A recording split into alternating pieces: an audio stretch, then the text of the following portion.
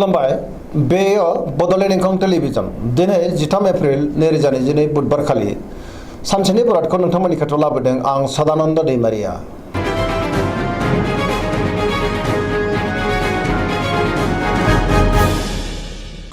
सिगां फरायनो लादों मेष राशि गिबि हांखो अ ल दिनैनि साना मोजां आरो गाज्रिनि गेजेरजों बाबेनलांगोन।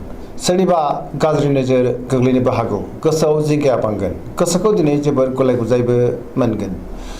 गुबुननि थाखाय नाङा फाङा जेंनायाव गोग्लैनांनोबो हागौ। सांग्रां जानाया गाहाम।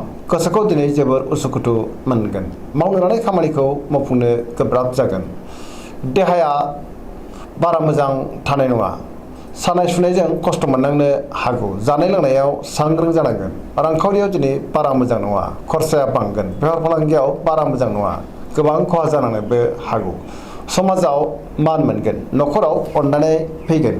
बिदा फंबायजों मोजां सोमोन्दो थागोन। हरखाबै बहानिफ्रायबा गाज्रि खौरां फैनोबो हागौ। बहाबा हान्थिनो एबा दावबायनो खाबुबो मोननो हागौ। लाइमोनफोरनि गोसोआ दिनै जोबोर आला खाला जागोन। फरायसाफ्रा फरायनायाव गोसो दुंखांगोन आरो मोजां फिथाइ मोननोबो हागोन।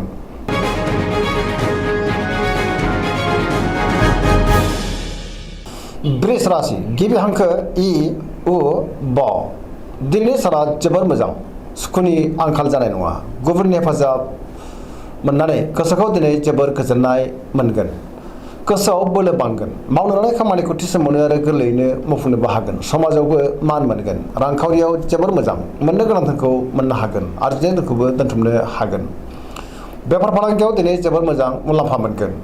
आयाबो बांगोन। बहाबा थाङोब्ला दिनै जोबोर मोजां आरो मोजाङैनो हान्थिनोबो हागोन। न'खरावबो बिसि फिसायनि गेजेराव अननानै फैगोन। देहाया मोजाङै थागोन।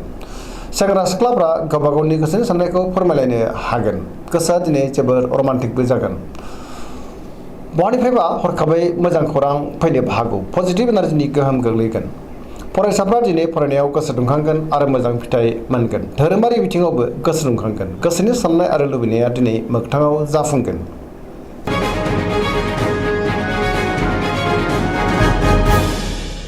मिथुन राशि गिबि हांखो क स दिनैनि साना मोजां आरो गाज्रिनि गेजेरजों बाबेनलांगोन। गुबुननि अननाय आरो हेफाजाब मोनगोन। पजिटिभ एनार्जिनि गोहोमबो गोग्लैगोन। गोसोखौ जोबोर गोजोननायबो मोनगोन। जेरावबो देरहासारबो जागोन। गोबां खामानिखौ मावफुंनो हागोन। नाथाय अब्लाबो सोरनिबा गोसोआव दुखु होफ्लांनो हागौ। इग'आ बांनोबो हागौ। गुबुनजों बाङाय बुंनायानो गाहाम। देहाया मोजाङैनो थागोन।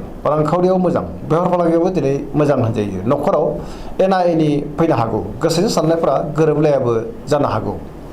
समाजाव नाथाय मान मोनगोन। मावनो लानाय खामानिखौ मावफुंनोबो हागोन। गुबुननि हेफाजाबबो मोनगोन। बहाबा थांनो एबा दावबायहैनो खाबु मोननोबो हागौ। गोसोनि बोलोआबो बांगोन। गियाननि आंखाल जानो हागौ। लाइमोनफोरनि गोसोआ दिनै जोबोर रमान्टिक जागोन आरो गावबा गावनि गोसोनि साननायखौ फोरमायलायनोबो हागोन। फरायसाफ्रा फरायनायाव गोसो दुंखांगोन आरो मोजां फिथाइ मोनगोन।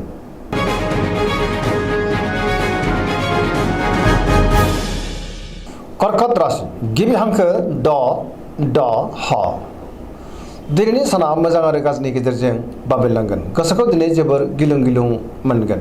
मावनो लानाय खामानिखौ मावफुंनो हागोन। नाथाय अब्लाबो गोबां हेंथा हेंसि नुजाथिनो हागौ। रांखावरियाव जोबोर मोजां। अब्लाबो नाथाय खरसायाबो बांगोन। बेफार फालांगियाव मोजां। मोननो गोनां धोनखौबो मोननो हागोन। देहाया मोजाङै थागोन। गुबुननि हेफाजाब मोननो गोब्राब जागोन। गुबुननि गोसोखौ दिनै बोनो हानाय नङा।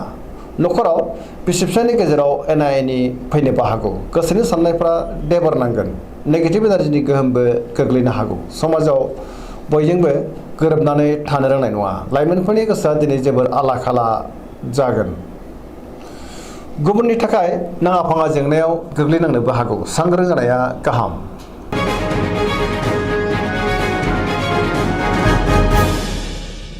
सिंह राशि गिबि हांखो म ट दिनैनि साना जोबोर मोजां। सुखुनि आंखाल जानाय नङा। बयजोंबो गोरोबनो रोंगोन। देहाया दिनै मोजाङै थागोन। अब्लाबो नाथाय जानाय लोंनायाव सांग्रां जानांगोन। बयजोंबो अनजागोन आरो अनसायजागोन। गोसोखौ दिनै जोबोर गोजोननायबो मोनगोन। गोथों आरो गोग्गो साननो रोंगोन गियाननि आंखाल जानाय नङा सोरबा गोजाम लोगोजों बहाबा लोगो मोनज्लायनोबो हागौ मावनो लानाय खामानिखौ थि समावनो आरो गोरलैयैनो मावफुंनोबो हागोन गोसोआ जोबोर रमान्टिक जागोन रांखावरियाव दिनै जोबोर मोजां गोबां धोन आरजिनोबो हागोन नाथाय अब्लाबो खरसायाबो बांगोन बेफार फालांगियाव जोबोर मोजां मुलाम्फा मोनगोन न'खराव दिनै गोजोन थानो हागोन गोसोनि बोलोआबो बांगोन समाजावबो दिनै गोबां मान मोननो हागोन गुबुननि गोसोखौ गोरलैयैनो बोनो हानानै दिनै मोजां मान मोननोबो हागौ सेंग्रा सिख्लाफ्रा मोजां खौरां मोननो हागौ फरायसाफ्रा दिनै फरायनायाव गोसो दुंखांगोन आरो मोजां फिथाइ मोननोबो हागोन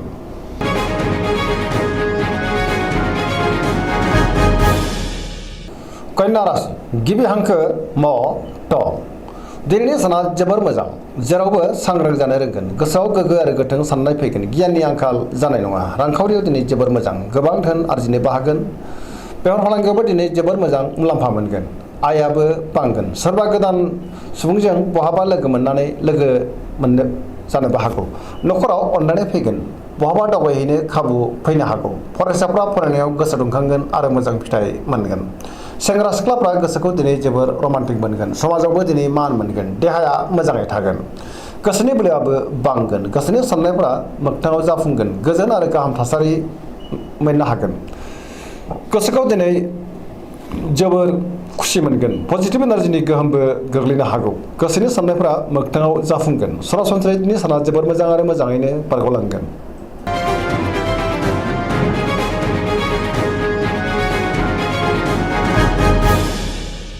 तुला राशि गिबि हांखो र ट दिनैनि साना जोबोर मोजां बयजोंबो बाख्नाय जागोन समाजाव लोगो लेवा बांगोन सोरजोंबा बाख्नाय जानोबो हागौ सोरबा लोगोनि हेफाजाबखौ मोननो हागोन गुबुननि थाखाय गोबां मोजां खामानि मावनानै होनोबो हागोन बहाबा दावबायनो खाबु मोननो हागौ गोसोआ दिनै जोबोर गोजोनगोन गोसोनि बोलोआबो बांगोन गोसोनि साननायफ्रा मोगथाङाव जाफुंगोन मावनो लानाय खामानिखौ थि समावनो आरो गोरलैयैनो मावफुंनोबो हागोन देहायाबो मोजाङै थागोन मोजां आरो गोग्गो साननो रोंगोन गियाननि आंखाल जानाय नङा रांखावरियाव जोबोर मोजां बेफार फालांगियावबो जोबोर मोजां मोननो गोनांखौ दिनै मोननो हागोन न'खराव बिसि फिसायनि गेजेराव अनलायनाय फैगोन समाजावबो गोबां मान मोनगोन बेफार फालांगियाव दिनै गोबां मुलाम्फा मोननोबो हागोन लिरनाय फरायनायाव आखा फाखा जागोन गियाननि आंखाल जानाय नङा फरायसाफ्रा फरायनायाव गोसो दुंखांगोन आरो मोजां फिथाइ मोनगोन लाइमोनफ्रा गोसोनि साननायखौ फोरमायलायनो हागोन आरो जोबोर रमान्टिकबो जागोन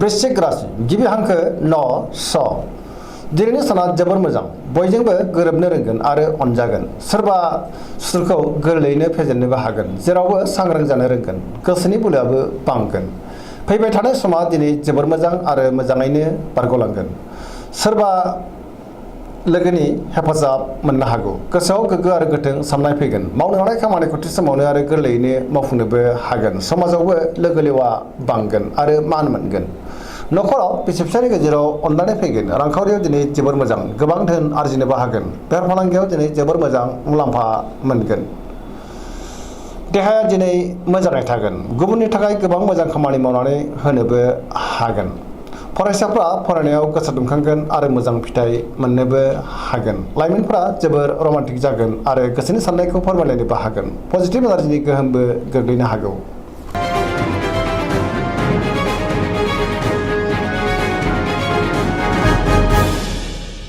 धनु राशि गिबि हांखो ढ फ भ दिनैनि साना मोजां आरो गाज्रिनि गेजेरजों बाबेनलांगोन गोसोआव बेले बेजे साननाय फैगोन गुबुननि हेफाजाब मोननो गोब्राब जागोन देहाया मोजाङै थागोन अब्लाबो नाथाय जानाय लोंनायाव सांग्रां जानांगोन गोसोआव नेगेटिभ साननाय फैनो हागौ नेगेटिभ एनार्जिनि गोहोमबो गोग्लैनो हागौ अब्लाबो नाथाय गोसोनि बोलोआ बांगोन धोरोमारि बिथिङाव गोसो दुंगोन मावनो लानाय खामानिखौ थि समावनो मावफुंनोबो हागोन रांखावरियाव बारा मोजां नङा नाङा फाङा खरसाया बांगोन मोननो गोनांखौबो दिनै मोननो गोब्राब जागोन बेफार फालांगियाव बारा मोजां नङा गोबां खहा जानांनो हागौ रांखावरिनि आंखाल नुजानोबो हागौ न'खराव अनलायनाय फैगोन बिमा बिफानि अननाय आरो बोरखौ मोननो हागोन बहाबा दावबायहैनो खाबु मोननो हागौ गुबुननि गाज्रि नोजोर गोग्लैनोबो हागौ सांग्रां जानाया गाहाम लाइमोनफोरनि गोसोआ दिनै जोबोर आला खाला जागोन फरायसाफ्रा फरायनायाव गोसो दुंखांगोन आरो मोजां फिथाइ मोननोबो हागोन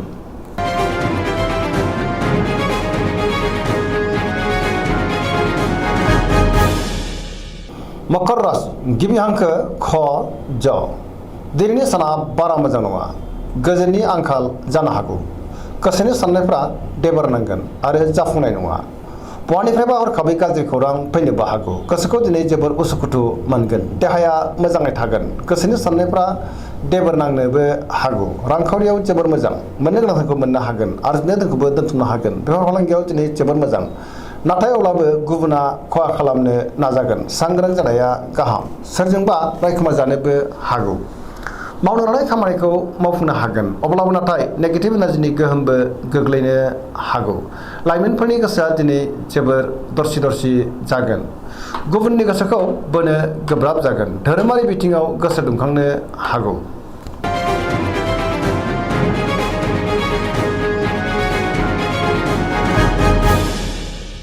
कुम्भ राशि गिबि हांखो ग स दिनैनि साना बारा मोजां नङा गोजोननि आंखाल नुजानो हागौ गोसोआ दिनै जोबोर बोदोर जागोन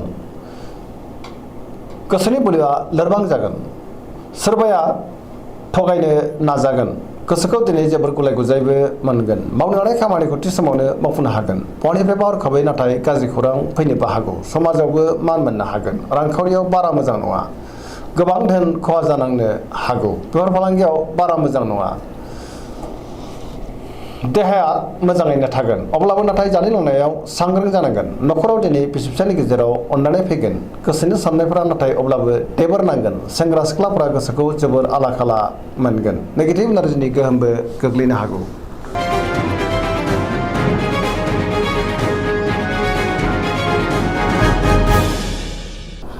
मीन राशि गिबि हांखो ड स दिनैनि साना मोजां आरो गाज्रिनि गेजेरजों बाबेरलांगोन गुबुननि थाखाय नाङा फाङा जेंनायाव गोग्लैनांनो हागौ सांग्रां जानाया गाहाम